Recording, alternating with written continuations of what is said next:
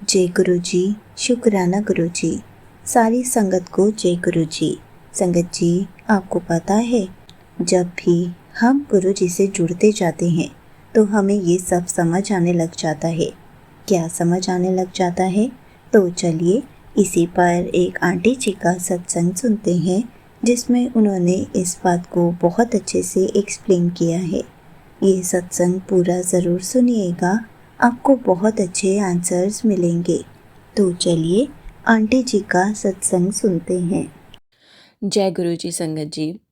मैं सोने ही जा रही थी और मुझे अचानक एक थॉट आया कि हमारे गुरु जी हम पर क्या क्या कल्याण करते हैं, हम पर कितनी कृपा करते हैं। कुछ तो जिसमें से हमें कुछ पता होती है और कुछ हमें पता भी नहीं चलती।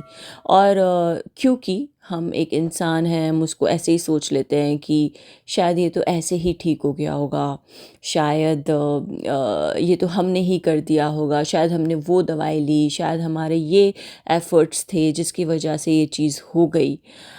लेकिन जैसा कि हम सब जानते हैं कि जब गुरुजी हमें अपनाते हैं और जब हम उनकी शरण में आते हैं तो कुछ भी कोइंसिडेंस नहीं होता है।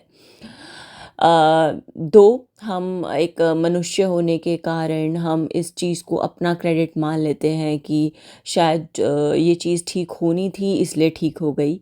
इसी से चलते एक सत्संग है जो मुझे याद आया, जो मेरे साथ अभी रिसेंटली हुआ और मैं सोच रही थी कि ये तो शायद इतने दिन में ठीक होना था तो अपने आप हो गया।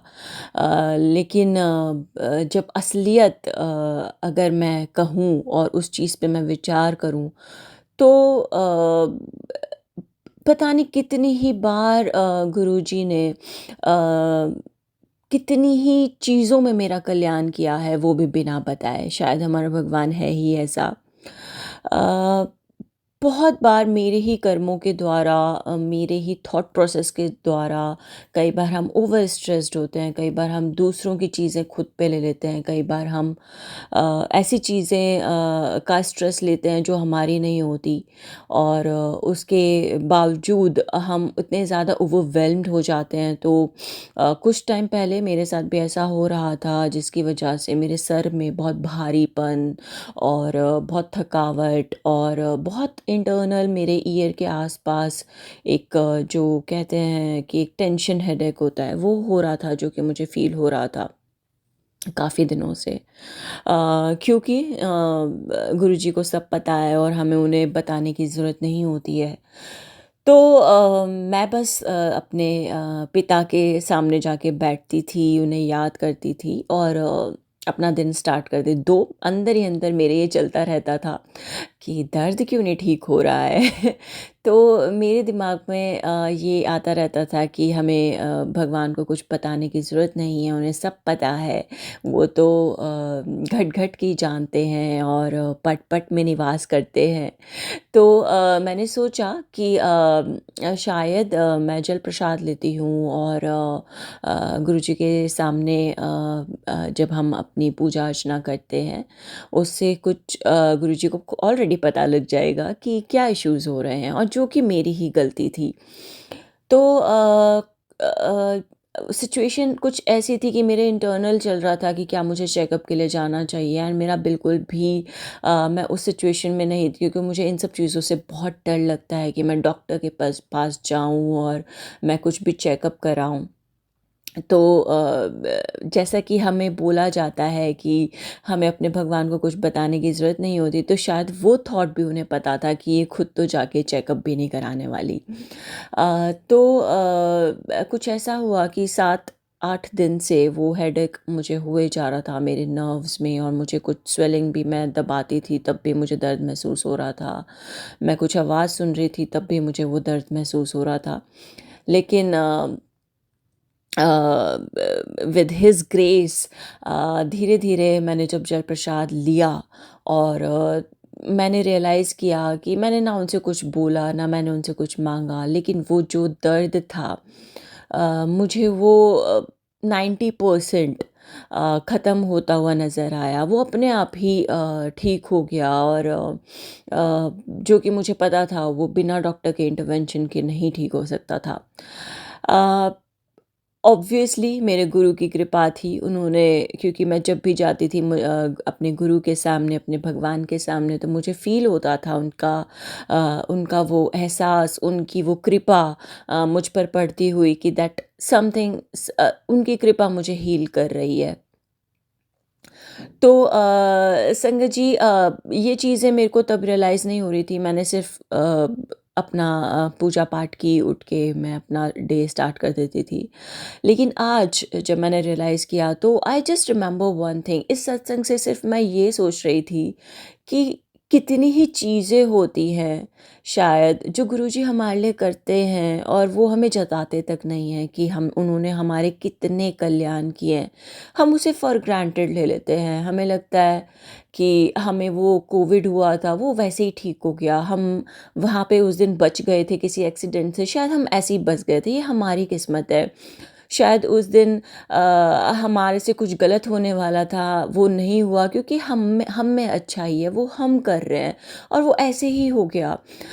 हमारे पास कुछ गिफ्ट आ जाता है तो हमें लगता है कि हम उस लायक हैं। हम कुछ खाते हैं तो लगता है हमने कमाया है, लेकिन बहुत ही हम फॉर ग्रांटेड लेते हैं उस डिवाइन एनर्जी को, अपने भगवान को, अपने पिता को जो हर क्षण हमारे लिए सोच रहा है। शायद हम उसका ना शुक्राना कर पाते हैं, ना हम उसके बारे में सोच पाते हैं। हम सोचते हैं ये दुनिया है, ऐसे ही चल रही है, उसके साथ भी तो ऐसे हो रहा है तो हमारे साथ भी ऐसे हो रहा है, लेकिन ऐसा नहीं होता। इस दुनिया में, इस पूरी सृष्टि में, इस पूरे ब्रह्मांड में जो करता है, आज हमारे पास जो रोटी का एक अन्न भी आया है वो पहले से ही प्लान था। जो हमारे साथ कल होगा वो ऑलरेडी हमारे दाता की परमिशन से प्लान्ड है। He is planning every bit of our life. आज हमें टेंशन भी हुई, आज हमें कुछ एंजाइटी हमारे मन मुताबिक, वो भी एक प्लान है हमारे कर्म कटाने का। शायद बहुत कुछ होना था जो उन्होंने एंजाइटी देके ख़त्म कर दिया।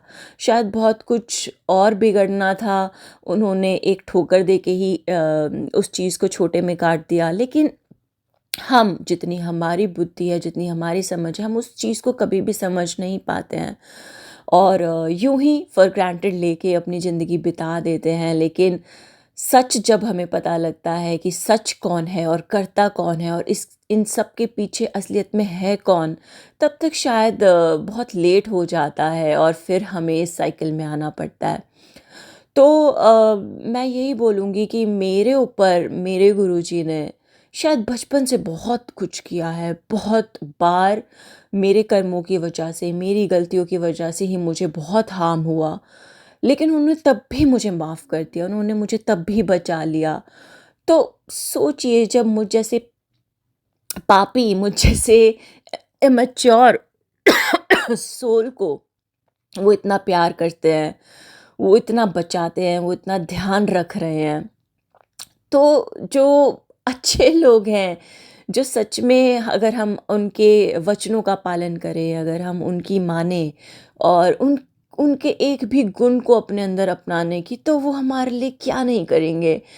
हमें अपनी खुशी नहीं, शायद कहीं न कहीं हमें उनके चेहरे के मुस्कान के लिए जीना स्टार्ट करना चाहिए, क्योंकि he is doing everything for us which we even don't know about, and वो हमें बताते तक भी नहीं हैं कि उन्होंने हमारे कल्याण का कितने कर चुके हैं। और शायद जब ये जीवन अंत होगा तब हमें रियलाइज़ होगा कि हम किसकी शरण में थे।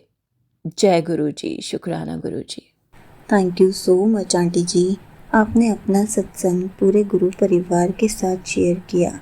संगत जी, आपको पता है, जब भी हम गुरु जी के साथ जुड़ते चले जाते हैं तो हमें खुद ब खुद समझ आने लग जाता है कब गुरु जी हमारी मदद कर रहे हैं। गुरु जी तो हमारी हर पल मदद करते हैं, हर पल अंग संग रहते हैं, हर पल हमें अपनी ब्लेसिंग्स देते हैं। जो होता है वो भी उन्हीं की मर्ज़ी से होता है, सब कुछ वही करवाते हैं। इसलिए हमें तो हर पल उनका शुक्राना करना है। हर पल उनसे बातें करते रहना है, हर पल उनका सिमरन करना है, ताकि हमारा कनेक्शन उनसे दिन पर दिन स्ट्रॉन्ग होता जाए और गुरुजी हर पल हमें ऐसे ही ब्लेसिंग्स देते रहें। जय गुरुजी, शुक्राना गुरुजी।